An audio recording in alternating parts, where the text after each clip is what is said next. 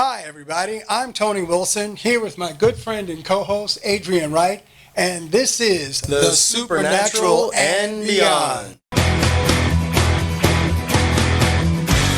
Well, today we're going to be looking into a subject that's been of great interest to me. I've always been a sci-fi fan, and even as a kid, there was this nursery rhyme that went around, fee, fi, fo, fum. I smell the blood of an Englishman. Yeah. And there's been so much talk about giants. There was a recent event that happened in the early 2000s, but we'll get into that later, that shows that there are actual giants still roaming the face of the earth. Giants in the land. Giants in the land. So, we're going to kind of go back to the beginning. In the beginning. That's where we always start.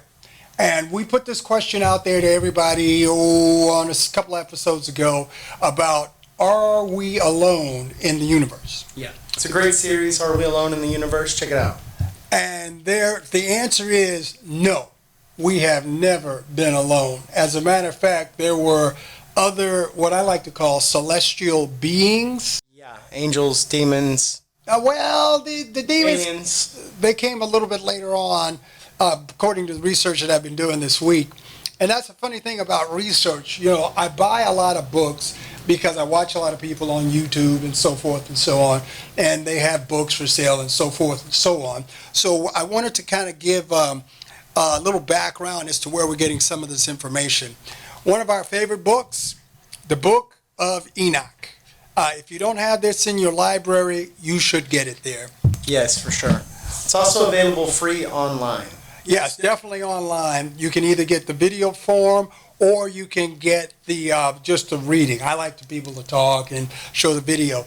This is a commentary on the Book of Enoch, which I was listening to one of my YouTube channels and they said, send $29.95 and we'll send you A, B, C, and D. And so I had to get it. Okay. Another book. This is sort of like the masterpiece of everything that goes on. It's Genesis and the synchronized, biblically endorsed, extra biblical text, and that would be the Book of Enoch. I think that's the book you refer to the most too. Like in all the series we do, I see you bring that book a lot. So yeah, because it's that's the last thing I'm looking at before we How come many here. pages is that thing? It looks like 400 pages. Well, it's a thick book, but it's got You're gonna be reading for a while. It's good stuff. A lot of good information. And this one I recently rediscovered. Mm-hmm. This is called Genesis 6, the Genesis 6 Giants.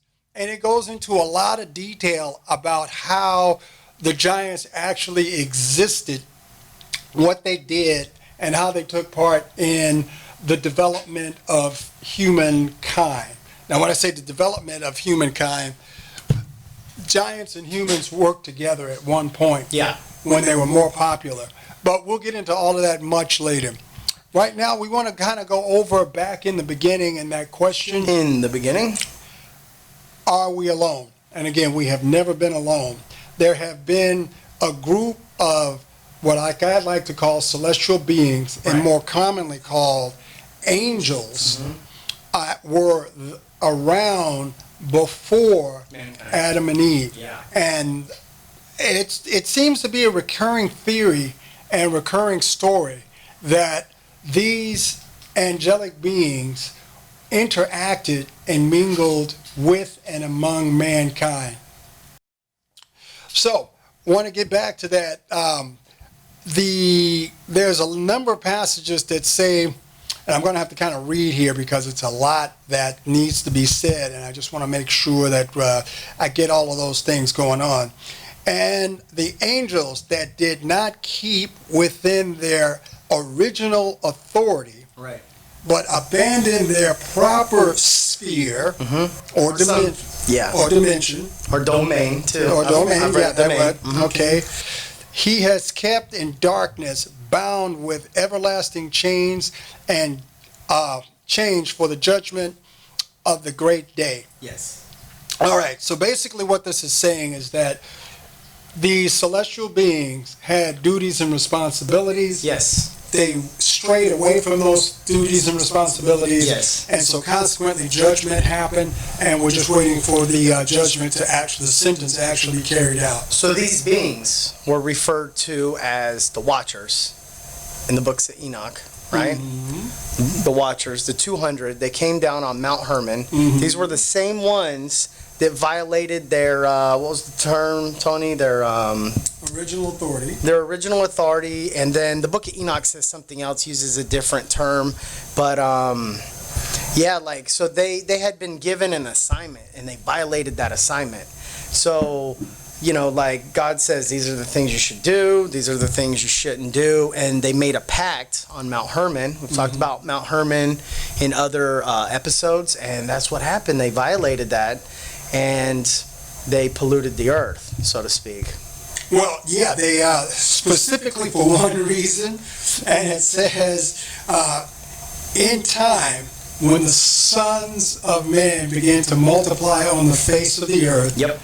daughters were born unto them, and that these watchers decided, hey, we want to take for us like the humans wives, Yeah. and produce Right. and bring about offspring. Right. So in my research, what I was looking at was, you know, I've done some stuff on Enoch and the books of Enoch, and I'm still continuing that personal project I'm working on.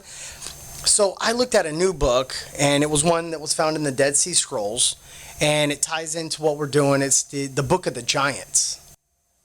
Right? Do you have that book? Is that the Book of the Giants?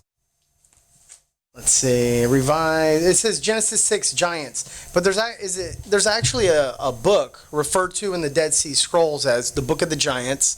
A lot of pieces are missing, so you don't have like the complete books, but we know with Genesis 6, we know with Enoch, we know with other biblical texts to tie in to kind of fill in the missing gaps. But what I noticed specifically in the Book of the Giants about these fallen angels, the Watchers, that when they polluted, they took the daughters of men. They took those daughters. They each, there were 200 of them. They each took a female for themselves, and they polluted them, and they were trying to corrupt the seed of man. And they also did it with the beast of the air, the beast of the fields. And they created giants from this, and they created monsters too. Yeah, definitely. There was, we all think that genetic engineering is something new. Right. What had happened was back then, the technology is not like it is now. We can do gene splicing. Well, humans can do gene splicing with computers and so forth. Right. However, back then, I'm not sure how they did it, but apparently the fallen ones had knowledge of this, and they continued to pass this information on through the elite families. And it was called Secrets of Heaven. So they knew about the crossbreeding.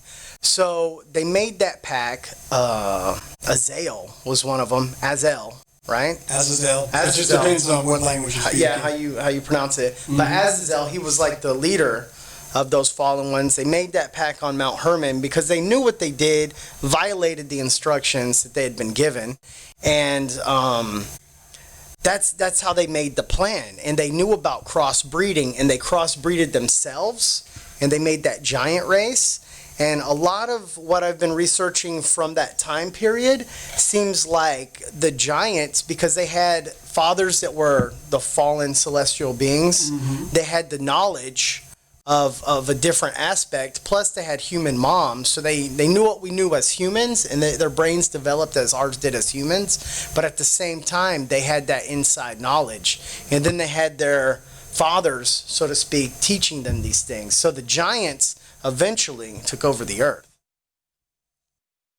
They kind of ran it. And if you look at what's said in the, you know how the cuneiform and the original writings and drawings on the tablet, like you look at the ancient Egyptians, and you see like those big, like giant kind of figures, and they had like chains, and they had leashes on people, and they enslaved the human race to build like the pyramids, and they had like a bird head, and all this kind of stuff. It was believed that they drew these from actual beings. Well, yeah, I mean, you can only draw what you can see. Right. And so these things did exist. Yeah. And moving into there's the Egyptian gods are probably more familiar to us. There's Horus, he has the hawk face, and then Right. I think the gentleman you were talking about was Thork, the one with the crane with the longer nose. Right. Then there was what is that other guy's name? Anubis.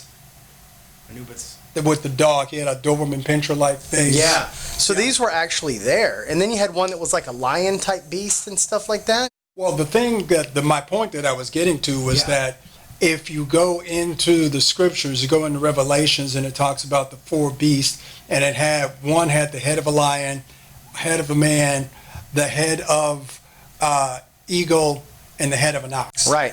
And these were created beings. And I think it's also talked about in Ezekiel, the prophet Ezekiel, in his book. And maybe it's even in Isaiah too, where they both saw into the heavenly realms just like John saw, and saw these beasts and these living creatures.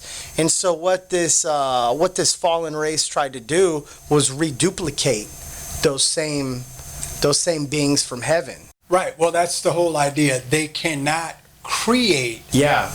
They can duplicate Or corrupt. Yeah. And if you can edit some genes, I mean, look what we got. We got glow in the fish. Yeah. Glow in the dark fish. Yeah. Taiwan sells them $18 a pop. They have Dolly the sheep that they've cloned, and they've even cloned human beings. A new thing I just found too is they clone bomb dogs. Really? Bomb dogs, yeah, because they said when you train a bomb dog, that only like 9 to 12% of the dogs they trained are actually successful in sniffing out bombs, right?